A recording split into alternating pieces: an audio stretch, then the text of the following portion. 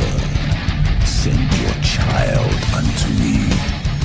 For the sins of the unworthy must be baptized in blood and fear. This is the Black Sacrament, Initiate, a contract that calls for murder. Now go, assassin. Take your blade into the night. Be rewarded for your service. In our business of death.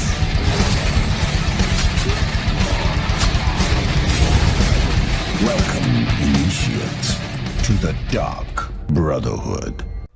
Hello, ladies and gentlemen. My name is Brett Keane from God TV Radio. Make sure you check out my website, godtvradio.com, and connect with me on Facebook and Twitter.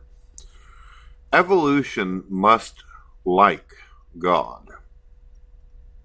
I want you to think about that for a moment.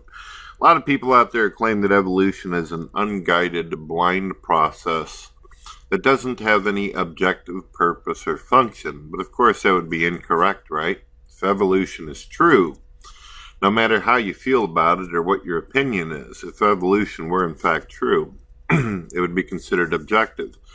And obviously it would serve some kind of absolute purpose and function, whether you consider it non-sentient or blind or not.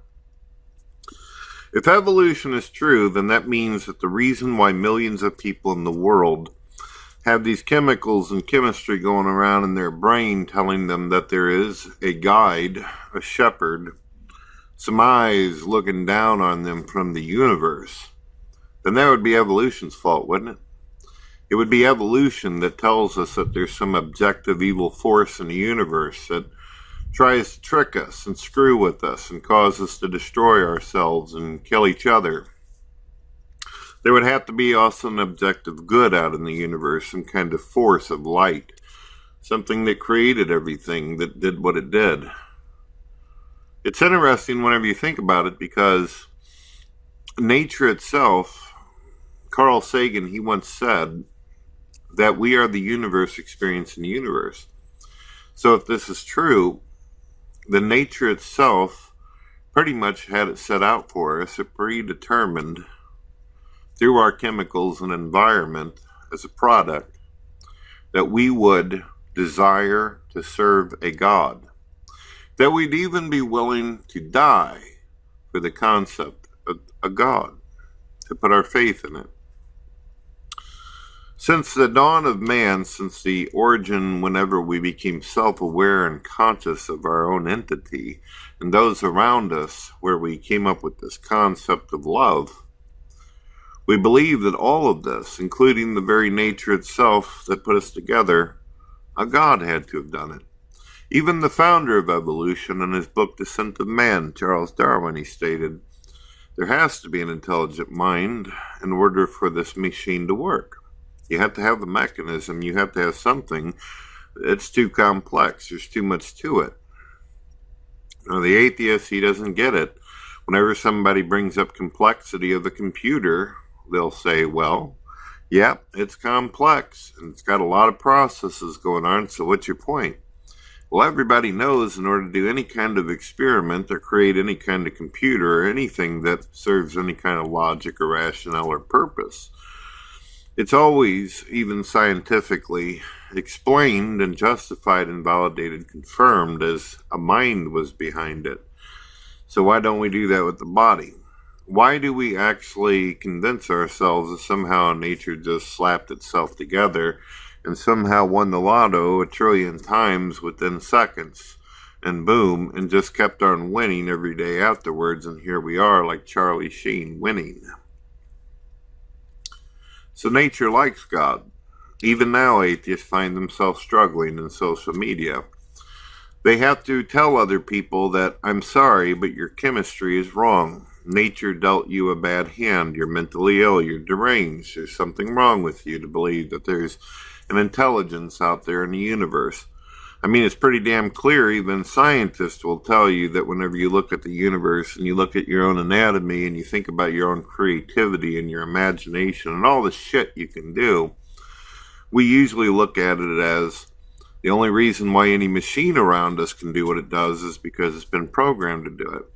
Hell, even Richard Dawkins himself, an atheist biologist, he says it's almost as if we've been programmed by a computer maker. He's not willing to say God, but if you look through some of my videos of him, he'll tell you that we are an advanced biological machine. And he's gotten to the point where he doesn't believe in spontaneous generation, where life just came from non-life.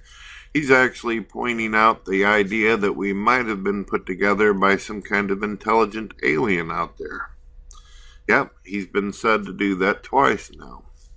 The point is, ladies and gentlemen, is that nature did this. So why do atheists find themselves so angry about it? Why do they get so pissed? It's not the Christian's fault or the Muslim or pagan and Jew if we're simply a product of nature. And this is what our chemicals are stimulated and telling us to do, is this is what our chemicals require in order to benefit ourselves and our tribe and our group. Then why should the atheist give a shit? Why does he prefer that the only way we can be reasonable and rational is we just simply say to ourselves, we're nothing more than chemicals, there's nothing unique or special about us, that when we fucking die, all of our achievements and accomplishments are go? Why do we have to believe that, though? Why do we have to accept the reasoning and rationality over another monkey? If they're nothing but a special little monkey and shit that somehow figured out how to do something beyond digging in its own ass and flinging doo-doo, why should we take the rationality of one monkey over another? What does this monkey know anyway? According to science, humanity only knows 1% of the universe, and that's giving it credit. We're talking about a universe that's 200 billion light years across and has a beginning, literally, supposedly existing for trillions of years, and our planet living for 4.5 billion years. Nature decided this for us. Whether you say it's blind or not, the very idea of natural selection is a choice. It is something that happened because this happened, and this happened, and this happened, and this happened. We literally won the lotto a trillion fucking times over. Every time you wake up, every time you breathe, every time you move, it's because processes are working in unison.